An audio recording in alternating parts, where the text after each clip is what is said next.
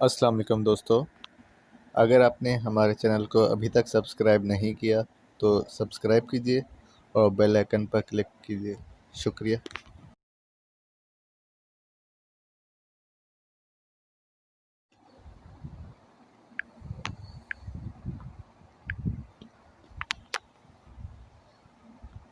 अस्सलाम वालेकुम दोस्तों।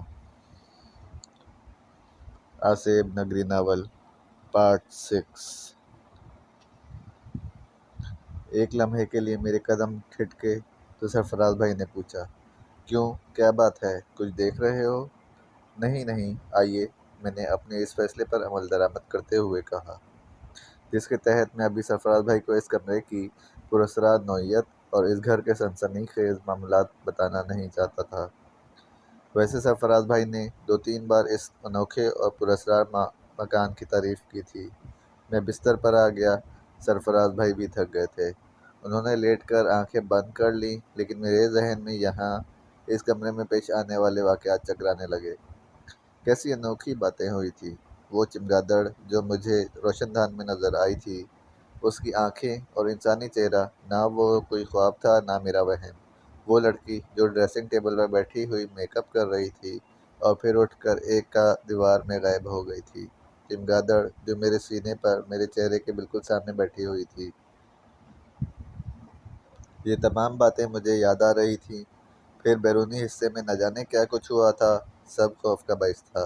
यही कहा जा सकता है कि इस वक्त तक मैं इस खौफ की गहराइयों से आशना नहीं था।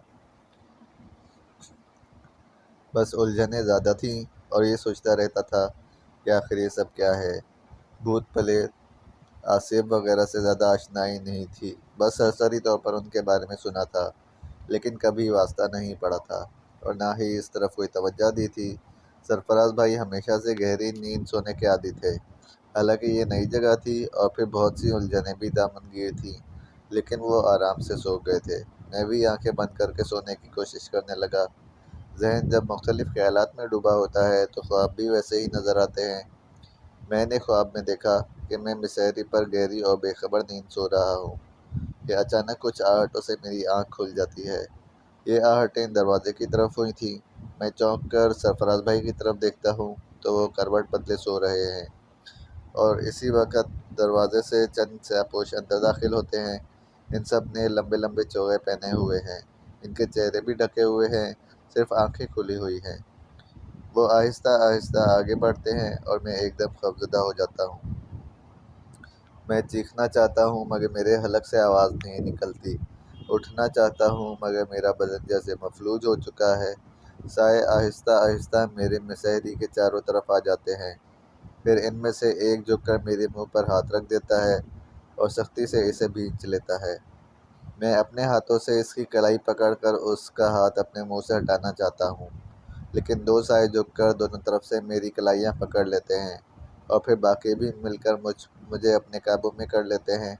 मैं हाथ पाँव मार रहा हूँ, लेकिन उनकी गिरफ्त से निकलने में नाकाम रहता हूँ। वो मुझे मिसेरी से उठा लेते हैं और मुझे इसी तरह उठाए हुए दरवाजे की तरफ बढ़ जाते हैं।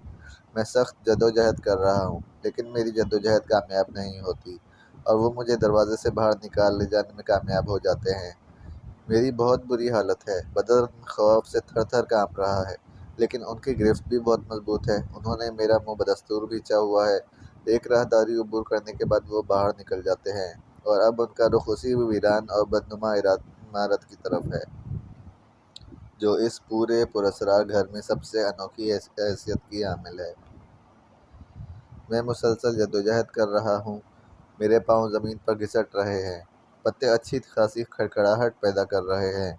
आखिर वो लोग मुझे लेकर इस बदनुमा और बदसूरत इमारत के छोटे से कमरे में दाखिल होते हैं। ये जगह मैंने इस वक्त देखी थी जब बिल्ली मेरे हाथों मरी थी। इस वक्त भी ये जगह बिल्कुल साफ़ सुथरी थी और यहाँ अच्छी खासी रोशनी हो रही थी। मुझे लाने वाले स्यापोश एक दीवार के पास पहुँचे। दीवार में एक जंग आलूद कुंडा लगा हुआ था, जिसकी यहाँ मौजूदगी का ज़ाहिर कोई जवाज़ नहीं था। इनमें से एक ने कुंडे में हाथ डालकर इसे अपनी तरफ खींचा और एक दरवाज़ा खुल गया, जो काफ़ी चौड़ा था। अंदर तेज़ रोशनी थी और इस रोशनी में दरवाजे की दूसरी जानिब सीढ़ियाँ नज़र आने लगीं। किसी ने मुझे पीछे से आगे धकेला और मैं उनके साथ सीढ़ियाँ उतरने लगा। सीढ़ियाँ तय कर कर वो लोग मुझे लिए हुए जिस जगह दाखिल हुए, ये एक वसीअ और कुशादा कमरे जैसी जगह थी, जहाँ सरकंडों के मूंढे पड़े हुए थे और इन मूंढों पर 10-11 अफराद बैठे हुए थे। ये वैसे ही स्यापोश थे जैसे मुझे लेकर अंदर आए थे, लेकिन इनके चेहरे खुले हुए थे और अंदर मौजूद तेज़ रोशनी में नुमायाँ नज़र आ रहे थे। बड़ी अजीब सी शक्लें थीं, आम इंसान नहीं मालूम होते थे। मुझे एक बड़े और चौड़े मूंढे पर बिठा दिया गया। मैंने उठने की कोशिश की तो आस-पास खड़े लोगों ने मुझ पर दबाव डालकर फिर बिठा दिया और उनमें से एक ने पहली बार गुर्राई हुई आवाज़ में कहा, खामोश रहो, वरना रस्सियों से बांध दिया जाएगा। अजीब सी भयानक आवाज़ थी। मेरे हवास जवाब देने लगे। मुझे यूँ लगा जैसे मेरे बदन से जान निकल रही हो। बहरहाल मैं बैठ गया। मेरी निगाहें खौफजदा अंदाज में इस माहौल का जायज़ा ले रही थी। सामने ही एक दरवाज़ा था जिस पर पुरानी तर्ज का एक बोसीदा सा पर्दा लटका हुआ था। अचानक ही पर्दे के पीछे कुछ हलचल सी नमदार हुई और फिर एक भारी बदन की औरत अंदर से दौड़ती हुई आई और आते ही उसने मेरे बाल नोचने की कोशिश की, मेरे लिबास को खींचा, लेकिन वो स्यापोश जो मेरे पीछे खड़े हुए थे जल्दी से आगे बढ़े और उन्होंने औरत को खींच लिया। सामने मुंडे पर बैठे हुए एक शख्स ने उठकर कहा, होश से काम लो गोरनी, तुम्हें इसलिए यहाँ नहीं बुलाया गया था। हम तो हाजी साहब के कहने पर तुम्हारे और इसके दरमियान सुलह कराना चाहते थे। अरे तुम पर लानत हो, इसने मेरी बच्ची मार दी और तुम इसके और मेरे दरमियान सुलह कराने आए हो। मैं इसे नहीं छोड़ूंगी, इससे अपनी बच्ची का बदला लेकर रहूंगी। मैं इसे फना कर दूंगी, मैं इसके ख़ानदान को तबाह व बर्बाद कर दूंगी, समझे। औरत फिर मुझ पर झपटी। मैं तो अब किसी जद्दोजहद के काबिल ही नहीं रहा था। खामोशी से बैठा फटी फटी निगाहों से इस पूरे माहौल को देख रहा था। मुझे यूँ लगता था जैसे मुझे सकता हो गया हो। औरत ने कई बार मुझ पर हमला करने की कोशिश की, लेकिन यहाँ मौजूद लोगों ने उसे कामयाब नहीं होने दिया। देखो गोरनी, जो कुछ हुआ है धोखे से हुआ है। हाजी साहब यही कहते हैं।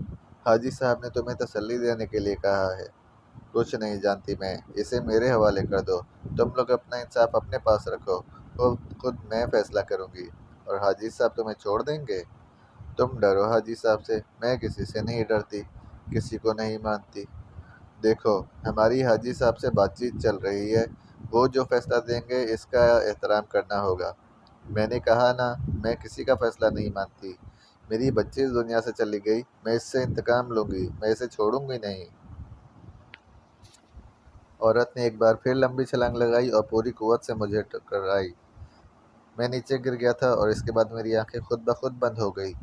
एक लम्हे तक मेरी आंखें बंद रहीं, फिर कहीं से सूरज की रोशनी ने मेरी पलकों को गुदगुदाया और मैं जाग गया। मैं अपने बिस्तर पर लेटा हुआ था। दिन निकल आया था और न जाने इस वक्त क्या बजा था। ख्वाब से मेरे रोंगटे खड़े थे, पूरा बदन पसीने में डूबा हुआ था। मैंने ज़ोर से लाहौल पढ़ी। कैसा भयानक ख्वाब था। ज़ाहिर है जो कुछ यहाँ हो रहा था ये ख्वाब इसी का हिस्सा था। कई बार लाहौल पढ़कर मैंने सरफराज भाई की मिसेरी की तरफ देखा, वो अपनी मिसेरी पर मौजूद नहीं थे। मैं चौंक गया और उठकर मिसेरी पर पाँव लटका कर बैठ गया। मैं गहरी गहरी सांस ले रहा था और मेरा दिल तेज़ी से धड़क रहा था। कुछ लम्हे इसी तरह गुजर गए। इसके बाद दरवाजे पर आहट हुई। अंदर आने वाले सरफराज भाई ही थे। मुझे देखकर धीरे से मुस्कुराए और बोले, जाग गए? जी, आप कहाँ चले गए थे? बस कच्ची पक्की ही नींद आई। पहले गहरी नींद सो गया था, मगर 1-2 घंटे के बाद आँख खुल गई। तुम बिस्तर पर नहीं थे, कहाँ चले गए थे? मैं तो कहीं नहीं गया, मैंने कहा और सरफराज भाई मायने खेल निगाहों से मुझे देखने लगे। फिर बोले, कहाँ चले गए थे? तुम तो कभी मुझसे झूठ नहीं बोलते, मुझे बताओ तो सही। भाईजान मैं कहीं नहीं गया था, पता नहीं क्यों मुझसे छुपा रहे हो। यार मैं तुम्हारा दोस्त भी तो हूँ। भाई मैं पूरे होश हवास के आलम में कह रहा हूँ कि मैं जागा तो तुम कमरे में अपने बिस्तर पर मौजूद नहीं थे। तुम्हें कमरे में ना पाकर मुझे तशवीश हुई। मैं यहाँ से निकला, मामा के कमरा की तरफ गया। हिरा और सुल्ताना के कमरे की तरफ भी गया। वो दोनों अपने कमरे में सो रही थीं। यही कैफियत ताया अब्बू के कमरे की थी। राहदारियों में घूमता फिरा रात को आधे घंटे तक। वापस आया तब भी तुम अपनी मसहरी पर मौजूद नहीं थे। काफ़ी देर तक सोचता रहा कि कहाँ जा सकते हो। फिर जब रोशनी हुई तो मैंने तुम्हें अपने बिस्तर पर पाया और मैं मामा के कमरे की तरफ चला गया। وہ لوگ جاگ گئے ہیں، تایا ابو بھی جاگ گئے ہیں اور ان کے پاس بیٹھے ہوئے ہیں، کہتے ہیں کہ چائے کے لیے تمہیں بھی وہاں بلا لاؤں۔ سرفراز بھائی بول رہے تھے اور میرے رونگٹے کھڑے تھے۔ سرفراز بھائی کا کہنا ہے کہ میں مسحری پر موجود نہیں تھا، تو پھر کیا واقعی وہ سیاپوش اٹھا کر لے گئے تھے مجھے؟ اور جو کچھ میں نے دیکھا وہ خواب نہیں حقیقت تھا۔ اچانک ہی مجھے اپنے شانے کے پاس ایک ہلکی سی سوزش کا احساس ہوا اور میرا ہاتھ بے اختیار شانے پر پہنچ گیا۔ مجھے یاد آ گیا کہ جب پہلی بار عورت نے مجھ پر حملہ کیا تھا تو اس کا ناخن میرے شانے میں لگا تھا۔ میں نے دوبارہ اس پر ہاتھ پھیر کر اس سوزش کو محسوس کیا، لیکن سرفراز بھائی کو ابھی کچھ بتانا غیر مناسب تھا۔ مجھے یوں لگا جیسے کسی غیر مرئی قوت نے میری زبان کھولنے سے روک دی ہو۔ چلو بھائی، منہ ہاتھ دھو لو، کیا سوچ رہے ہو؟ منہ ہاتھ دھو کر آ جاؤ، سرفراز بھائی نے کہا اور واپس دروازے سے باہر نکل گئے۔ میں بری طرح الجھا ہوا تھا کہ رات کے واقعات خواب نہیں تھے۔ اگر خواب تھے تو پھر میں اپنی مسحری سے کیوں غائب تھا؟ سرفراز بھائی جس انداز میں بتا رہے تھے وہ غلط نہیں تھا۔ غسل خانے میں جا کر میں نے قمیض کے بٹن کھولے اور اپنے شانے کو دیکھنے لگا۔ شانے پر ناخن کا نشان واضح تھا، کھال ادھڑ گئی تھی اور ہلکا ہلکا خون نمودار ہو گیا تھا۔ بظاہر اس جگہ چوٹ لگنے کی کوئی وجہ نہیں تھی، اس کا مطلب ہے رات کی کہانی کوئی خواب نہیں تھی۔ منہ ہاتھ دھو کر باہر نکل آیا، طبیعت میں کھویا کھویا سا پن تھا، لیکن باہر آ کر میں نے سوچا کہ اگر ابھی سے ماما، دانیہ اور سرفراز بھائی کو اس کہانی میں لپیٹ لوں تو دوہری مشکل ہو جائے گی۔ فی الحال ہم یہ گھر چھوڑنے کی پوزیشن میں نہیں تھے۔ تایا ابو وغیرہ کی محبت، ہیرا اور سلطانہ کی اپنائیت کو چھوڑنے کو دل نہیں چاہتا تھا، اور پھر یہاں رہ کر ہی ہم پاپا کے بارے میں ساری معلومات حاصل کر سکتے تھے۔ لاہور میں ہمارا کوئی اور ٹھکانہ تھا بھی کہاں؟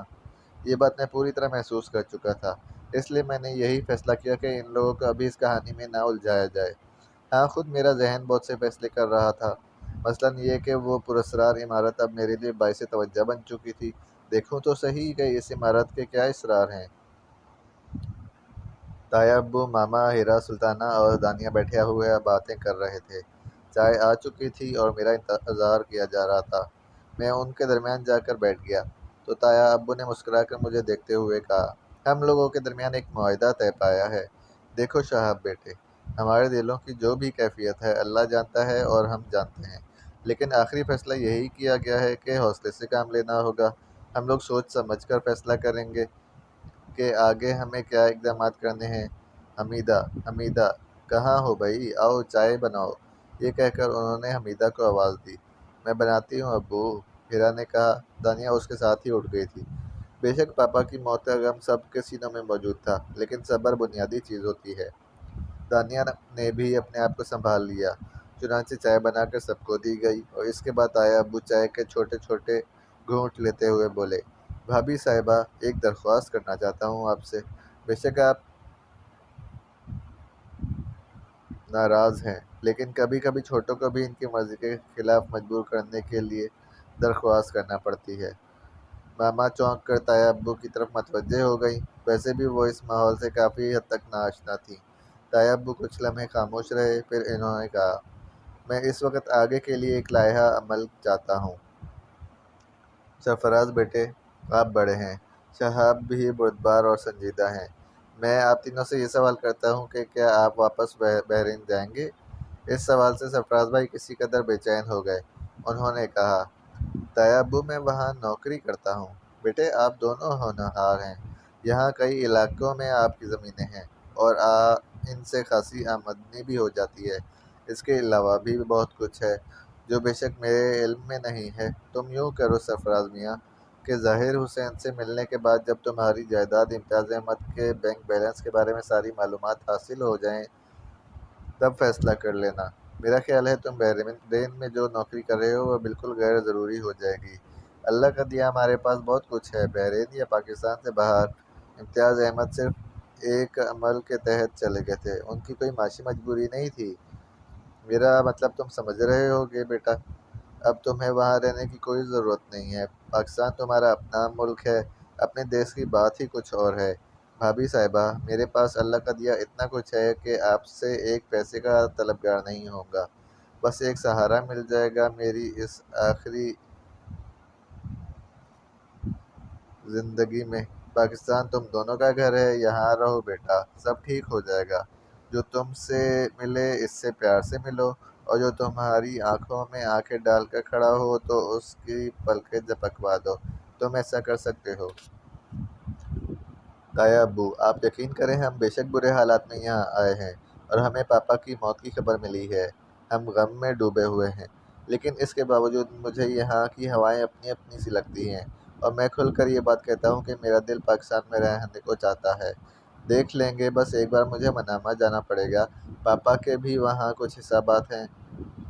طویل عرصہ انہوں نے ایک بڑی پوسٹ پر نوکری کی ہے، ان کے واجبات وہاں سے وصول کرنے ہوں گے، یہاں سے ان کے لیے ڈیتھ سرٹیفکیٹ بھی حاصل کرنا ہوگا۔ یہ تمام کرنے کے بعد مجھے بحرین جانا پڑے گا۔ میں نے اپنے مالکان سے یہی کہا ہے کہ مجھے پاپا کی موت کی خبر ملی ہے اور میں وہاں جا کر اس سلسلے میں تحقیقات کرنا چاہتا ہوں۔ انہوں نے مجھے ہر طرح کی مدد دینے کا وعدہ کیا ہے۔ اب یہ تمام معاملات ہمارے سامنے آئے ہیں، ان سے نمٹنے کے بعد مزید فیصلے کیے جا سکتے ہیں۔ ہاں ہاں، بالکل ایسا ہی ہے۔ بس تم یہ سمجھ لو کہ اب میں تمہیں جانے نہیں دوں گا۔ اور پھر بیٹے، تمہاری دادی اماں بھی یہاں موجود ہیں، سارا خاندان یہاں ہے۔ نہ جاؤ پلیز۔ نہیں تایا ابو، آپ ایسی بات نہ کریں، آپ کا عاجزانہ لہجہ ہمیں شرمندہ کرتا ہے۔ تو بس ایک بار کہہ دو کہ تم مجھے چھوڑ کر نہیں جاؤ گے۔ تایا ابو لرزتی ہوئی آواز میں بولے، اللہ تعالیٰ نے چاہا تو ہم یہی کریں گے، انشاءاللہ ہم یہیں رہیں گے، سرفراز بھائی نے کہا۔ میرے دل سے بھی یہ آواز نکلی تھی۔ ماما بیچاری ہم دونوں کی صورت ہی دیکھا کرتی تھی، اور اب یہ معلوم ہونے کے بعد کہ پاپا اس دنیا میں نہیں ہیں، وہ بالکل ہی نڈھال ہو گئی تھی، جیسے سوچتی ہوں کہ اب دنیا ان کے لیے ایک بیکار سی جگہ رہ گئی ہے۔ دن کے کوئی 11:30 بجے کے قریب ایس ایچ او نادر خان کا فون موصول ہوا، جو تایا ابو نے ہی ریسیو کیا تھا۔ میں ایک کیسے کے سلسلے میں مصروف تھا، اس لیے فون نہیں کیا۔ کیا کہتے ہیں آپ لوگ؟ اب میں آنا چاہتا ہوں۔ ظاہر حسین سے بھی میں نے بات کی تھی، آج ان کے پاس کوئی کیس نہیں ہے۔ انہوں نے بھی کہا ہے کہ اگر میں آپ لوگوں کے بیانات لینے کے لیے یہاں آؤں تو انہیں بھی ساتھ لے لوں۔ آپ آ جائیے، ہم بھی آپ سے ملنا چاہتے ہیں۔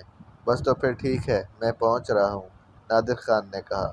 پھر کوئی 12:15 کے قریب نادر خان اور ظاہر حسین ایڈوکیٹ ہمارے گھر پہنچ گئے۔ نادر خان شریف آدمی تھا، سادہ لباس میں آیا تھا اور اپنے ساتھ ایک محرر کو بھی لے کر آیا تھا۔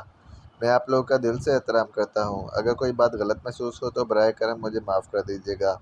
ضروری کارروائی کے دوران کچھ غلط الفاظ بھی نکل جاتے ہیں۔ میں بھابھی صاحبہ سے کچھ سوالات کرنا چاہتا ہوں۔ ماما کچھ گھبرا سی گئیں، ویسے بھی وہ بہت زیادہ بولنے کی عادی نہیں تھیں، کم گو تھیں اور پیچیدگیوں سے گھبراتی تھیں۔ تاہم تایا ابو نے کہا، ہاں آپ پوچھ لیجیے جو بھی پوچھنا چاہتے ہیں۔ بھابھی صاحبہ، اولاد سے والدین کا گہرا رشتہ ہوتا ہے، لیکن بعض چیزیں ایسی ہوتی ہیں جو صرف بیگمات تک محدود رہتی ہیں۔ کیا آپ بتا سکتی ہیں کہ امتیاز صاحب کے ملک چھوڑ کر جانے کی کیا وجوہات تھیں، جبکہ آپ لوگ کافی دولت مند اور صاحب جائیداد ہیں؟ باہر دنیا کتنی ہی حسین کیوں نہ ہو، کم از کم یہ تو کہا جا سکتا ہے کہ امتیاز صاحب نوکری کی تلاش میں یا ضرورت کے تحت ملک سے باہر نہیں گئے تھے۔ جی، جائیداد ہی کے سلسلے میں شاید ان سے کچھ اختلافات اپنے اہل خاندان سے تھے، انہی کی بنا پر وہ پاکستان چھوڑ کر چلے گئے تھے۔ پہلے وہ لندن میں آئے تھے، وہاں ان کی ملاقات میرے والد سے ہوئی، خاص دن وہ میرے والد کے ساتھ رہے اور میری ان سے شادی ہو گئی۔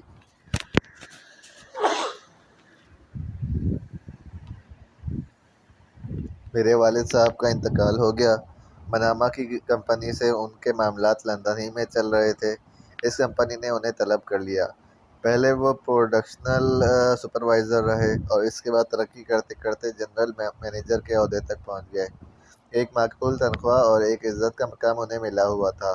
پاکستان میں چونکہ ہماری جائیداد تھی، وہ اکثر یہاں آتے رہتے تھے اور اپنے حسابات وصول کر کے 10-15 دن کے اندر واپس لوٹ جاتے تھے۔ اس کی تصدیق میں بھی کرتا ہوں، ظاہر حسین نے کہا۔